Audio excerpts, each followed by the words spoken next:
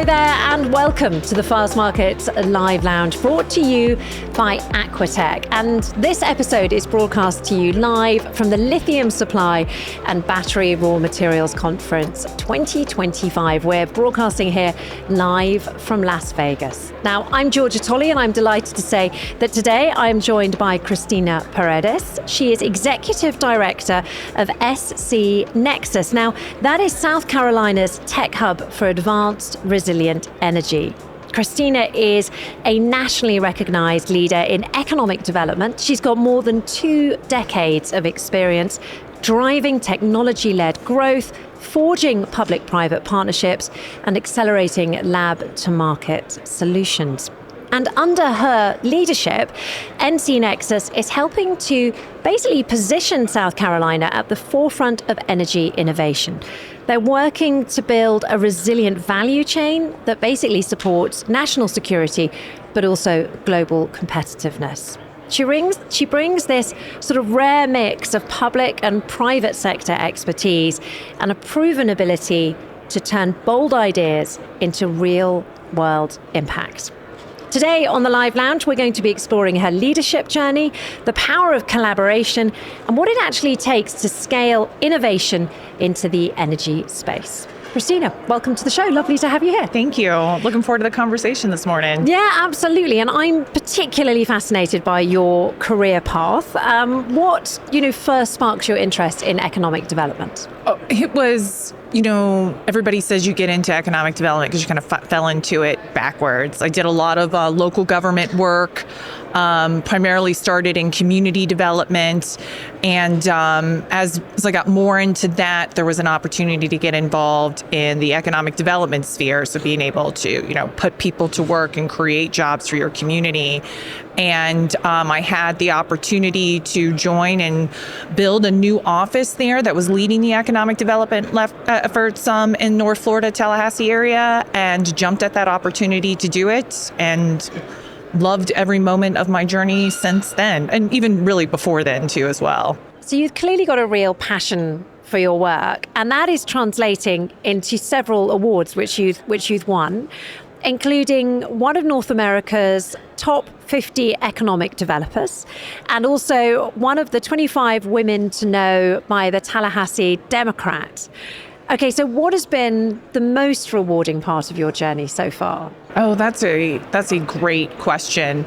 With economic development in particular, and you talked a little bit about this in the intro, it does take like a full team and a community to kind of pull together to make efforts happen. And I think that has been what I've been able to see throughout my journey, both while I was in North Florida, Tallahassee, and seeing it now in South Carolina, is the partnerships and collaboration that everybody comes together to for an effort on that end. And to be able to see those relationships grow and people come together, really coming around a strategy to put forward growth and invest in their communities and work with leaders throughout those efforts.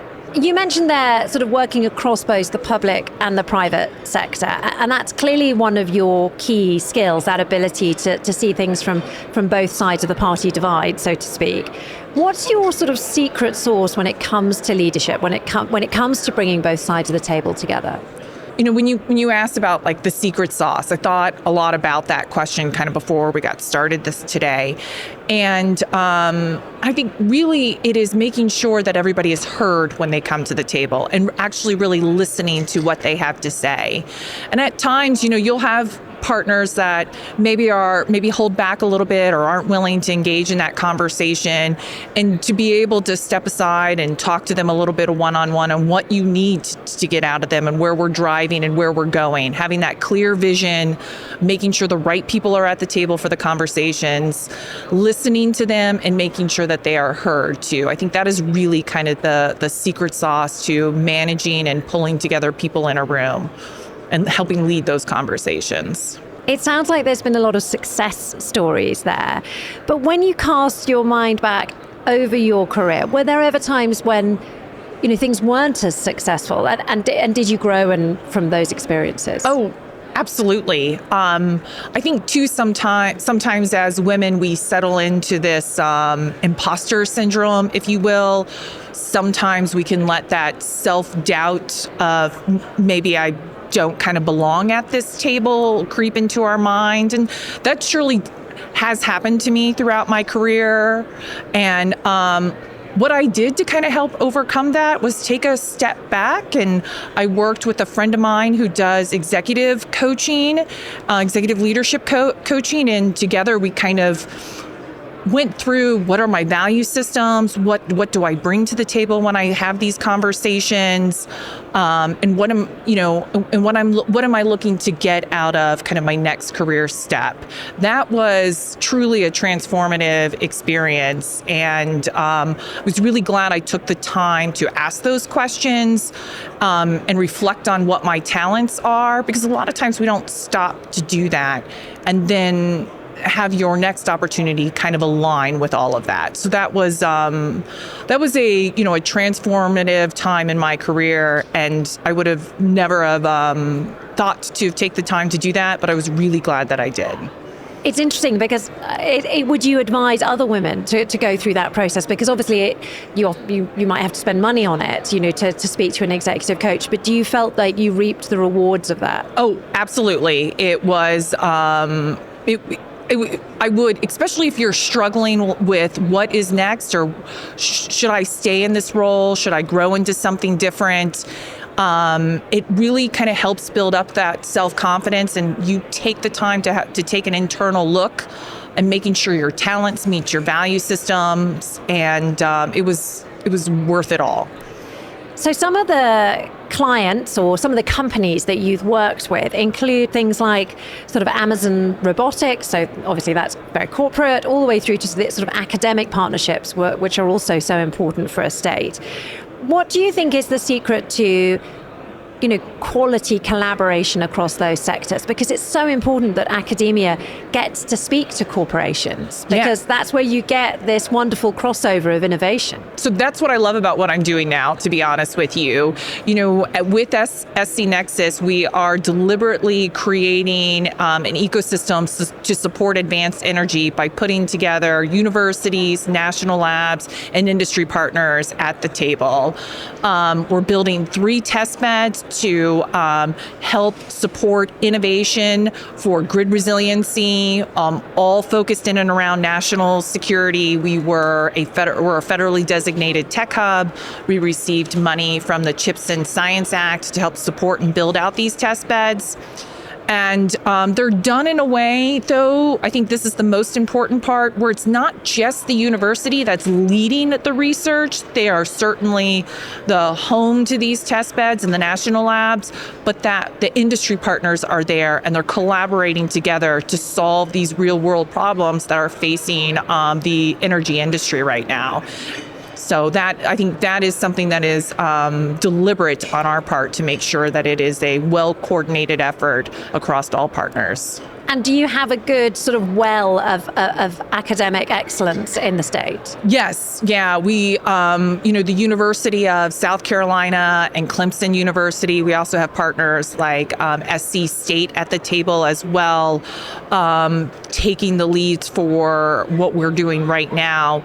And it is nice to be able to have such strong leaderships within the universities, and the universities being led to that, to truly kind of help drive and support the growth of these test beds. And have you managed to bring companies that were potentially previously headquartered elsewhere into the state because of this, I suppose, fertile ground for them? Well, we are probably about 10 months into the build out of this ecosystem. So it's brand new.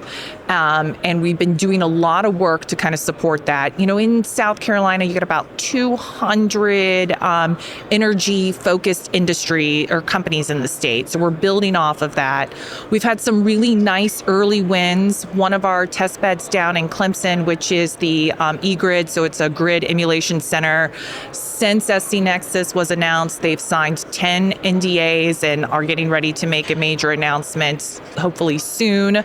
By the time that test bed is fully built out, we're assuming within the next kind of 6 months, it'll be one of the largest grid emulation centers in the country. Then we're building out, very relevant to where we are today here in Las Vegas at this conference, we're building out the Carolina Institute for Battery Innovation. And as a result of that, we had a company in the upstate area of South Carolina that is building a gigafactory there for lithium-ion batteries, all focused in defense and industrial uses. So they're building that factory there, and they made the decision to place their R&D at this Battery Institute. So they'll be putting about 25-ish 20 to 25 researchers right there in Columbia. So they're building it and they're researching it. And that's the type of investment that we're hoping to continue to drive into the state as a result of what we're building out with SC NEXUS. Yeah, so because you start with maybe you don't need that many researchers, but if you're going to build a factory, that's when you're employing, potentially thousands of people. Right, exactly. So I think that factory in the upstate will be about 500 people, and it's about a $500 million investment by the company. Wow. Yeah. So, they made that announcement to do the manufacturing first. And as we were building out and growing the Battery Institute, they're getting ready to officially make that announcement sometime here within the next month and a half on that effort. So we're really looking forward to celebrating that announcement, all within kind of the first year of SC NEXUS. So we know that the United States is keen to sort of scale up its clean investments. But where do you think the sort of gaps still lie when it comes to deployment at scale? Where do you think there are still issues with, investment or enthusiasm or subsidies, for example? Yeah, and I think kind of going back to the Carolina Battery Institute there, I think that's one of the big gaps that we're trying to fill with the build out of that institute. We here in the United States, we are focused a lot on, EV batteries and, the research and innovation in and around that. The facility that we're building out in Columbia with the University of South Carolina, that's all focused in grid scaled batteries. So in helping those smaller manufacturers as well as our larger manufacturers there to kind of fill that gap for commercialization, so to help increase that lab to market piece. So that's something a gap that we're looking to fill with the Carolina Institute for Battery Innovation. I'm also interested in the gap in your personal expertise that you look like you're trying to fill, in the sense that I understand that you're pursuing a legal studies degree in environmental and energy law. It doesn't sound like there are any gaps. You're winning awards for your professionalism, but you haven't stopped learning. How is that degree going? Oh, it is going really well. And the ironic part about that is I started that degree prior to taking this role with the South Carolina Department of Commerce. And yet it's so relevant. It really is.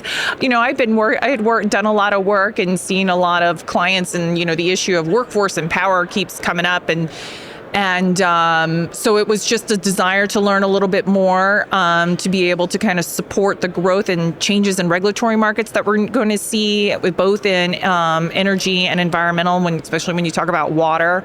So it was just kind of to fill that knowledge gap and to be able to speak more into that space. You've mentioned several times during our interview your role as a female leader. It's obviously a sort of a component of your identity, understandably. If you could offer one piece of advice to the next generation of women who are looking to move into this field of economic development, what would it be? It's a piece of advice I got from a conference that I went to very earlier on in my career, and I kind of adapted that to when I talk to other young women who are starting their career and use that as the same kind of advice for them.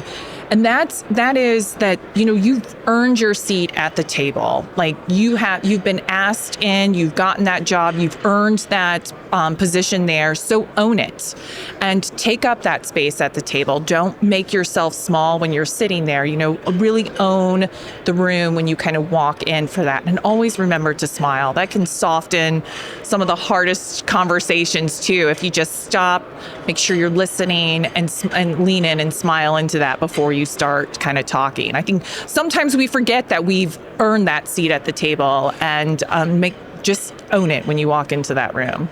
And then my final question, which I ask everyone who comes into the Live Lounge. Obviously, we're halfway through the conference at the moment, but what do you think, what is the sort of nugget of information that you think you'll leave this event with in your back pocket? What's the sort of most important thing you think you'll learn? It's the validation of everything that you kind of hear that comes across your desk. A lot of the conversations and panels today just further validated what I had been reading, what people have told me anecdotally, and it's really nice to be in a room of leaders in this space and to have those have that research that you've been doing validated, and see kind of where everybody's thinking along the same lines as for this area. So it's been a great conference for that. I've had an opportunity to make a lot of really good connections, and just very thankful for the opportunity to sit down and talk to you a little bit today about my career journey as well. Absolutely. And I mean, one of the things I'd like to ask you, because you come from ever so slightly outside the industry. I've spoken to a lot of industry insiders on this Live Lounge. There's a sort of cautious optimism that they're feeling about this industry, but specifically about lithium. Do you share their cautious optimism? Do you feel that this is an exciting industry to invest in ultimately? It definitely is an exciting industry to invest in. From my perspective, when we're doing a lot with energy partners, you can see the growth kind of going down all the way down to 2030 in those grid scale related batteries and energy storage systems. So I think that is a really excellent place, and that has a lot to do with why South Carolina has positioned itself around the advanced energy economy, and really kind of focused in from the Department of Commerce all the way down to our policy leaders and academic researchers to kind of build that out along those lines. Cristina, thank you so much. That was an absolutely fascinating conversation. And thank you for sharing your vision and your journey. And of course, the important work that you're leading there in that state. And thank you to everyone who's been tuning in here on the headphones. Thank you if you're tuning in later on. This, of course, is the Fastmarkets Live Lounge. There's lots more episodes. So if you want to listen to those as well, if you want to listen to the whole series, then please do check us out on all of the major podcast platforms, whether that's Apple Podcasts or indeed Spotify. You can also watch the videos if you go to the YouTube channel. We have our very own channel labeled Fastmarkets, and we'd love it if you'd like to sort of like us, follow us, and leave comments as well. Huge thanks, of course, to our sponsors, Aquatech, and once again, thanks to you for listening.